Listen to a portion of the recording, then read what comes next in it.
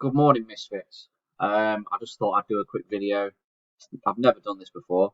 I've never seen anyone else do this before.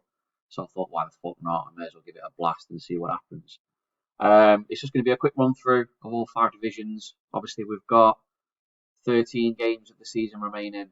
So I thought it'd be a good time just to have a quick overview and see who's overachieving, who's underachieving. Have a quick look at all the relegation battles and obviously the champions and obviously the automatic promotion spots and the playoffs for each division. So we'll start off quickly with Division 1. Liverpool, I mean, they're 12 points clear at the moment. They've only lost once all season. I can't see them being caught as much as Man City are pile on the pressure with obviously winning 2 consecutive games, but Liverpool's won 4 of the last 4. Looking further down the table, Arsenal's obviously giving Man City a run for the money for second. The run for the top 4 spots. It's looking like it's going to be between Chelsea, Man U, maybe Leicester. I mean, Forest have done absolutely unreal. Shouldn't be there. Obviously, I know they've not won in 5 and they're starting to fall down the table now. But obviously, based off my objectives, they should be finishing in the top 14. So to be sat in 7th position with 13 games to go is unreal. They're definitely safe. We know that much. I think they're going to finish top 10 as long as they turn this form around. I think they'll manage to stay in the top 10, which is great for them back in Europe, which is a fantastic achievement in truth. Newcastle, they've hit a bad run of form, not winning 4, which isn't great. I think James is there. James is a fantastic manager, so I know he will turn that around. I think he's just hit a blip at the moment that SM love to throw at you every now and then. Wolves are run by Hilda. They are unbeaten in God knows how many games. I can see straight away they've been unbeaten in 6. They've had a right turnaround in fortunes. And they've pushed themselves right away from relegation battles. Everton, not won a game in 5. That's relegation form. Obviously, luckily, I think that they're far enough in front now not to be having those questions at them. But if this was a little bit closer, then I'd be quite worried for Everton. So hopefully Mark can turn them around. But when we look at the actual bottom 3, so I think Palace are gone. So that is Ian Bruce. I think they're too far behind now to catch Fulham.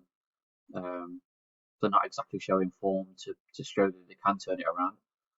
Leeds, they've just come off a good win. Obviously after the emergency talks that Nicol had with me in the office, he did say that he was going to win the next game, and he did. He followed through with his promise. Still shouldn't be where they are. I had them as a top 14 finish, so I probably would have expected them to be, around Brighton, Southampton's positions at the moment. Not being on half the points that they're on. Bournemouth as well. So who's running them? So Liam, another really good manager. Surprised to see him in the bottom 3, but obviously it's a hard task to manage Bournemouth. And I did have them tipped as one of my relegation favourites. This was just after all the transfers had kicked in. So yeah, we'll see how that goes. I mean, Fulham, Villa. I mean, they're not really showing great form, but I think they might be okay. Obviously, there's still quite a long way to go. So 13 games is what 39 points. So technically, who's still not safe had 39. What are you saying? 55 points, 45 points. Technically, Chelsea aren't safe. So I know, but you've got to say it, right? So it's all to play for. I mean, I imagine it's going to be between them 5 that fill out the bottom 3 places. I think Brentford's showing great form at the minute to stay, keep the head above water. Southampton's picking up wins here and there, which is helping them. But I think Villa, Fulham, Bournemouth, Leeds, and Palace, they're going to be having the battle. Like I said, I don't think Palace will get out. I'm sorry to say that. I just don't. I don't think they're going to find the form. If they haven't got it now, I can't see them finding it in the last 13 games of the season unless something drastic happens. But so let's go on to Division 2. So Division 2, Luton.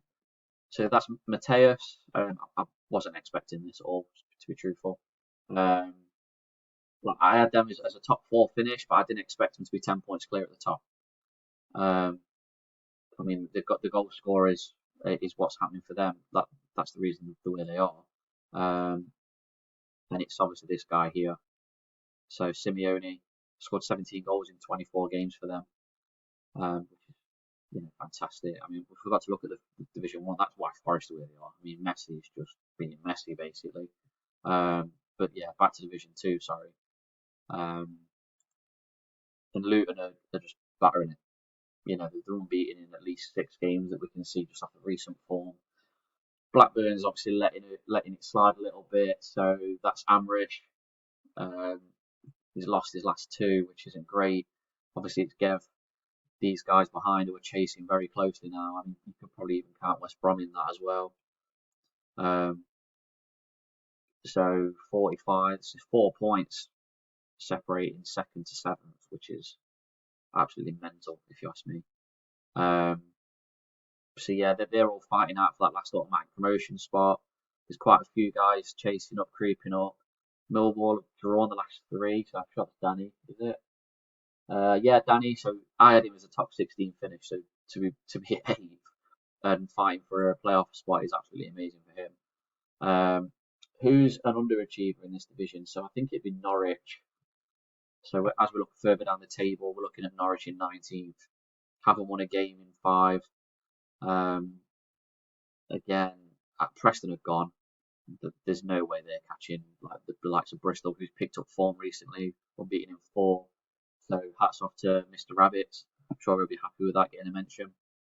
I think if he keeps this form up, he could quite easily, just disappear into the sunset and never even worry about relegation for the rest of the season. Sunderland, I mean, they're quite a big team when you look at the capacity and stuff. They've got the biggest capacity stadium in that division of 49,000. So to be in the relegation zone, it's a little bit disappointing. But I did have them as a relegation favourite just because of the build. So Pilgrim won't be happy with that. But he built the fucking team, not me. I'm just saying what I see, which is, as you all would know, I do very well. But yeah, so I mean Cardiff again. I had them as a relegation favourite, so they're starting to show the form that I expected them to show. Coventry, they're another one that I had. They're starting to fall off a little bit now, but I think they'll be fine with the amount of points they've already picked up. So let's go to Division 3. So this is my division. I finally lost the game, which isn't great. Started fucking about with the tactics, which never helps anybody. But this isn't about me. This is going to be about Ipswich, and I genuinely thought they was going to pull off the unbeaten season. I thought they was going to do it.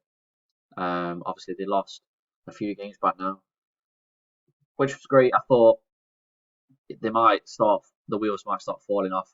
Obviously they had the loss and they had the 2 draws, but then Mr. Crisp decided that he was going to start winning games again and really piss us all off.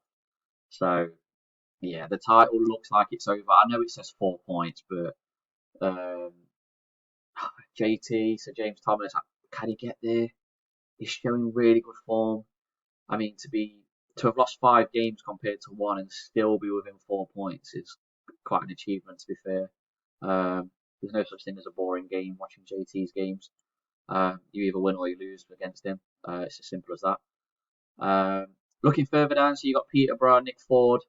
He's hitting form, really pushing for that last automatic promotion spot.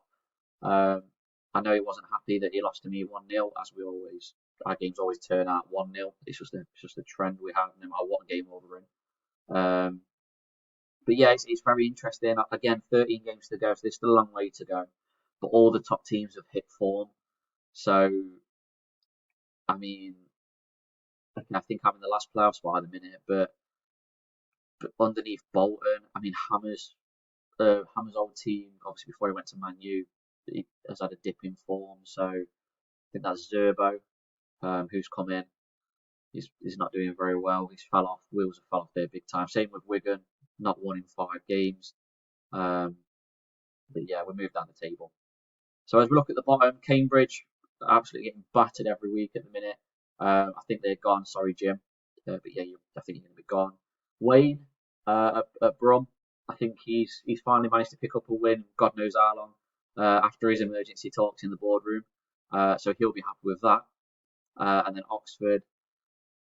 I mean, you look at them bottom from 16th down. None of them's got any good form. I mean, Charlton's unbeaten in 2, but who's at Charlton? So that's Hennis. That's a new manager just come in. He seems to have turned it around. Hopefully, he can keep that going to pushing away from the bottom 3. There's no really big surprises, I don't think, in there. Plymouth, I had them going down. They're doing quite well. Blackpool, we're at Blackpool, so I had them as a favourite for going down. Unbeaten in 5, so they've proven me wrong. I think that's it. It's my relegation favourites. So quickly moving on to Division 4. At the top, you've got Swindon, who is obviously a rule breaker. Mr. Dan Guerrero, Latino Heat. So he is 11 points clear. He's absolutely smashing it, to be fair. He should have won Manager of the Month. And he did have the overall vote. Smashed everyone out of the park in Division 4, but obviously because of his rule break, he was ineligible. Unlucky kid, like that's your fucking fault, no one else's. What happens when you buy stupid players? But yeah, anyway, moving on swiftly. So Dan is smashing it. Is overachieving by miles. I had him as a top 10 team, so to be 11 points clear is huge. Bristol Rovers have hit form, so Taiwo is a really good manager actually. Don't always agree with his transfer policies, but he's unbeaten in 5 and showing that he's on form for the automatic promotion. Bradford's had a loss. I think that's Sam who will be kicking himself for dropping some points when he knows he's in such a tight, close-knit battle for that automatic spot. But again, you look how tight it is. From 2nd down to 6th, there's 4 points difference. It's going to all depend on that final running to see who's coming out on top. Cheltenham are starting to hit some good form. I reckon they've had a bit of a blip there.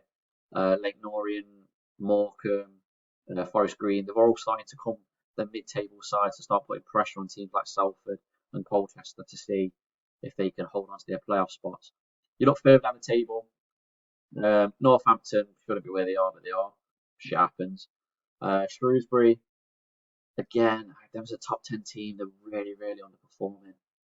They're probably the biggest underperformers alongside Exeter, who again I had them as a top 6 side. So they're really, really far down for Craig Ford. And Mansfield, I had as a relegation side anyway, but to have only won 1 game all season,